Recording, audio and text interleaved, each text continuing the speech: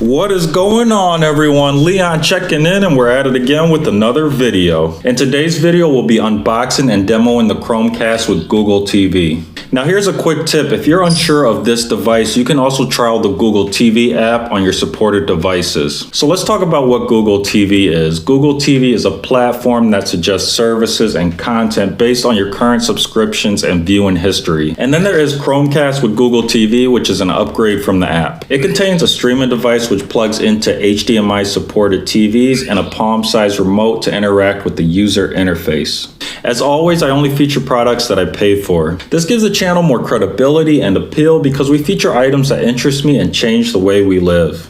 All things said, let's go ahead and get into it. So here we are with the unboxing. We have the Chromecast, remote with 2 AAA batteries, product information, power adapter with USB-A port, and USB-A to USB-C power cable.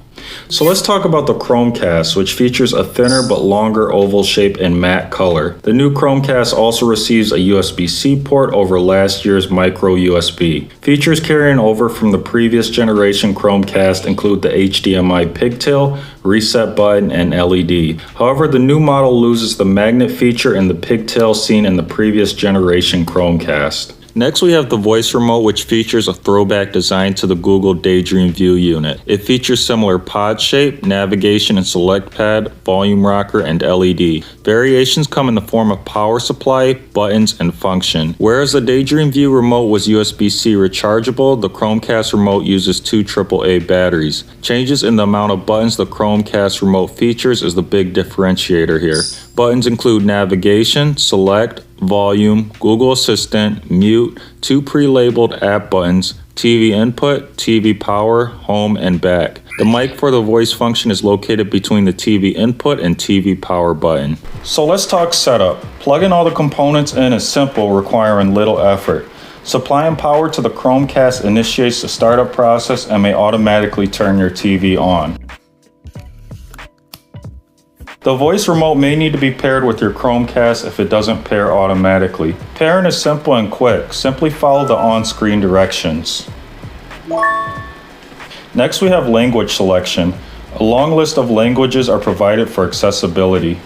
We'll choose English. Now, there are 2 methods to set up the Chromecast with Google TV.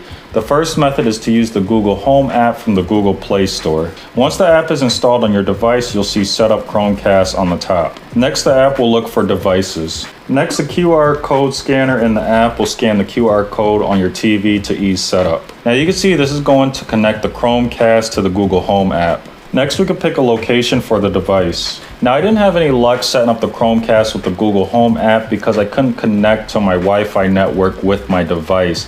So we're going to go ahead and set this up with the remote, which will take a little bit longer because we're using the on-screen keyboard and using the remote to type. So next, we're going to sign in with our Google account. Typing with the voice remote is a lot like typing on your Android device. For example, if you want to capitalize one letter, you just hit the caps lock one time. If you want to capitalize multiple letters, you hit the caps lock twice. So it works pretty good, but it's going to be slower than using a keyboard, obviously. So next, we're going to accept the terms. So this device is giving us information about the Google Assistant, which is what makes the remote great. Again, we have that dedicated Google Assistant button with the built-in mic. Now, this next page is just going to allow the Google Assistant to access your TV apps. Now, if you're like me, you probably have multiple Android devices, Google devices, so you probably have voice match already set up. But in case you don't, this is where you would activate voice match just so the Google Assistant can recognize your voice.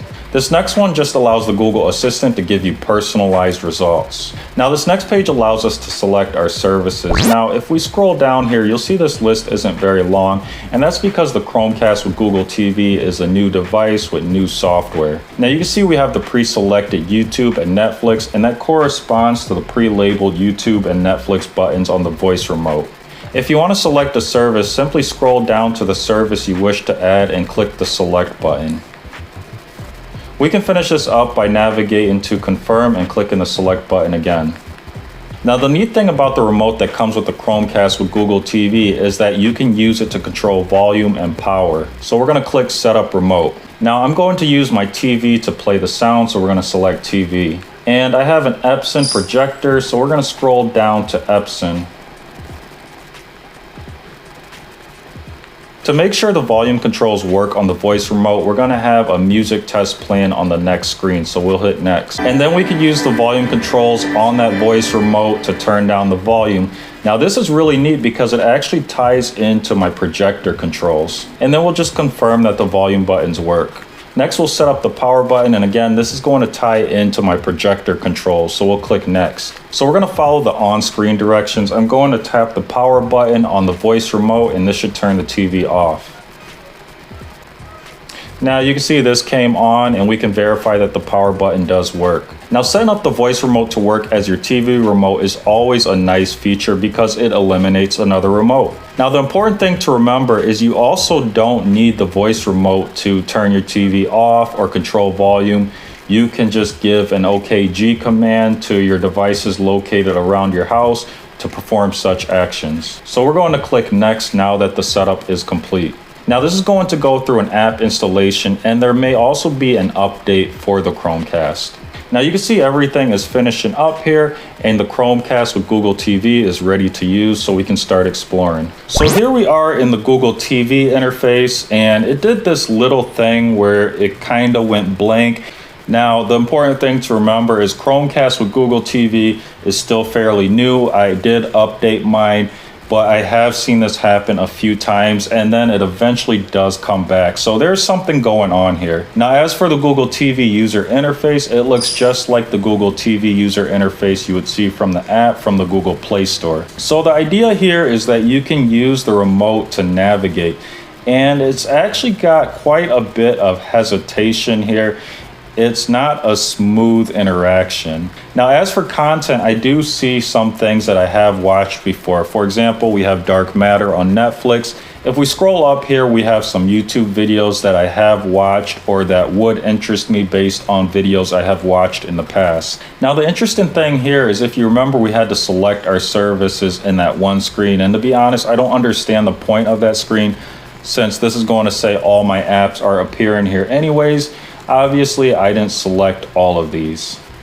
Now, there's another thing going on here. Again, we had that short list of services to choose from, but we can actually find more if we scroll to the left here and select apps. Now, if we scroll down here, we can search for apps for my other devices, and here are some other services that weren't included in the list. So let's go ahead and click on Pluto TV. So here we are at essentially the Pluto TV app description, and this is kind of like what you would see in the Google Play Store. So we can go ahead and click install. So this is going to download here, and again, it's going to look like what you would see in the Google Play Store. So the nice thing is if your services don't appear in that short list, you can kind of work your way around and find them manually. It's going to take a little bit more time, but it can be done. So now that this is done downloading, we could go ahead and open it, or we can uninstall. But for the time being, we're going to back out of here. Next, we have the Google Assistant. The Google Assistant works by pressing and holding the dedicated Google Assistant button on the voice remote. What will the weather be like tomorrow? Tomorrow in Ridgemont, there will be scattered showers with a high of 52 and a low of 47. So this works pretty good. It recognized my voice, it recognized the command, and it gave me the information fairly quickly. So the speech recognition works very well here. So final thoughts. So as you can tell, the channel is called Pixels Cracked, and that's because I'm a big Google fan, but I always try to be fair. First, we have the color options: snow, sunrise, and sky. Now they do look nice, but a black option would have been nice to match the Google Pixel 5 or the Google Pixel Book Go. Now, although my projector is white, black would have been a great way to hide a Chromecast on most black TVs. Next, we have the excluded Ethernet cable, which came with previous Chromecast devices. Now, this may have been a cost savings measure. Now, it is available for purchase separately, but it would have been nice to have it in the box so that you don't forget to order it. Also, if you're thinking about it, I already tried it. I tried to use the Chromecast Ultra Ethernet cable with the Chromecast Google TV using a micro USB to USB-C adapter, and it was a no-go. The only thing it did was make some cool sci-fi noises. Now this ties into the next point somewhat. We have the lack of Stadia support at launch. Now of course Stadia can be sideloaded and support is said to be coming soon, but once you finally do get to any of these methods, you're going to want to buy that Ethernet cable to optimize your Stadia performance. So because there is lack of support for Stadia, I have to move between the Chromecast with Google TV and the Chromecast Ultra. And then there is the preloaded YouTube and Netflix buttons on the voice remote. Now this is most likely an effort to push these services. Obviously Google owns YouTube, and you can see with the advertisement Netflix is looking to get tied in here. However, I would have preferred plain remappable buttons, and if Google felt the need, they could have just included a sticker pack for those buttons. They could have just had a YouTube sticker and a Netflix sticker, and then you could put them on if you like. Now things get interesting in the owner's manual because it lists the YouTube button and the Netflix button as just simply app buttons. So this leads me to wonder, are these buttons going to be remappable? And then another point about the voice remote, it missed the opportunity for wireless charging. A charging pad would have been a convenient remote location for charging and preventing loss of the device. Now obviously this was probably skipped due to remote design and cost. Next we have the included power cable, which was a little bit too short for my setup, so I had to opt for a longer USB cable. Then we had setup with the Google Home app, which failed to work, forcing us to do setup on the TV using the voice remote, which was just inconvenient. It just felt long, and we had to be precise with the typing. Lastly, we had the Google TV interface, which was glitchy and slow at times. We had that weird refresh thing going where everything would just disappear within the Google TV user interface, and then it would eventually come back. Now, of course, the important thing to remember is everything is fairly new here, so it should improve with updates. Now, as for likable features, the Chromecast and remote are minimal, giving them a modern appearance. The remote with dedicated Google Assistant button is obviously a nice accessibility addition. However, this is looking promising, and with updates, it should get better. That being said, I'm excited for this device, and I can't wait for Stadia support to come to it. So that is it for today's video. If you enjoyed it and found it useful, please leave a like. If you have any questions or comments, as always, drop those down below, and I'll do my best to answer them. Now, there are 3 ways you can support the channel. The first way is to head on over to my Amazon storefront link found in the description below. There you'll find items that I have bought or would like to buy, and anything that you do buy from the storefront does support the channel. The next way you can support the channel is just by sharing this video with someone who might enjoy it or find it useful. And the last way you can support the channel is just by clicking that subscribe button. Now, liking and subscribing are important. Those are your ways to vote on whether you like the video or the channel.